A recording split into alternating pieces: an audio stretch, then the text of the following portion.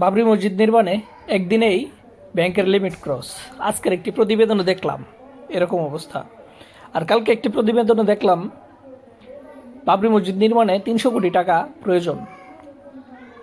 তো আল্লাহর এক বান্দা, ওনার হৃদয়টা কত বড়, উনি একাই 80 কোটি টাকা দান করেছেন আল্লাহর রাস্তায় বাবরি মসজিদের জন্য।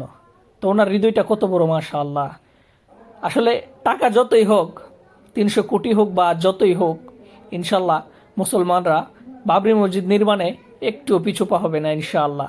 কালকে যার যা ছিল, যার যা ইচ্ছা ছিল, যার যা সাধ্য ছিল, যার যা যা কিছু ছিল তা নিয়েই বাবরি মসজিদের মাঠে চলে গেছেন। এমনও লোক গেছেন যারা একটা ইট, শুধু একটা ইট, 10 টাকার একটা ইট নিয়ে প্রায় অনেক কিলোমিটার হেঁটে বা সাইকেলে করে বা বাসে করে বাবরি মসজিদের মাঠে গিয়েছে।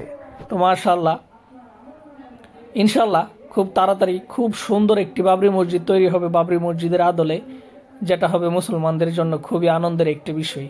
আল্লাহ তাআলা আমাদের এই নেক ইচ্ছাকে কবুল করুক এবং ভারতবাসীর যারা এই বাবরি মসজিদের জন্য শ্রম দিয়ে, মন দিয়ে খাটছেন, অর্থ দিয়ে খাটছেন, তাদেরকে আল্লাহ কবুল করুক।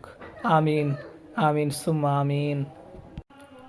যদি কোনো কারণে খুব সহজভাবেই বাংলাদেশ থেকে বাবরি মসজিদের ওইখানে গিয়ে বাবরি মসজিদের কাজে সহযোগিতা করা বা অর্থ দান করা বা শ্রম দিয়ে কাজ করা, এই সুযোগটা আমাদেরও থাকতো, বাংলাদেশিদের থাকতো, তাহলে ঠিক ভারতের মতোই যেমন লক্ষ লক্ষ মানুষ বাবরি মসজিদের জন্য বাবরি মসজিদের মাঠে চলে এসেছেন, ঠিক তেমনিভাবে বাংলাদেশ থেকেও অহরহ মানুষ, লক্ষাধিক মানুষ যেতেন বাবরি মসজিদের জন্য।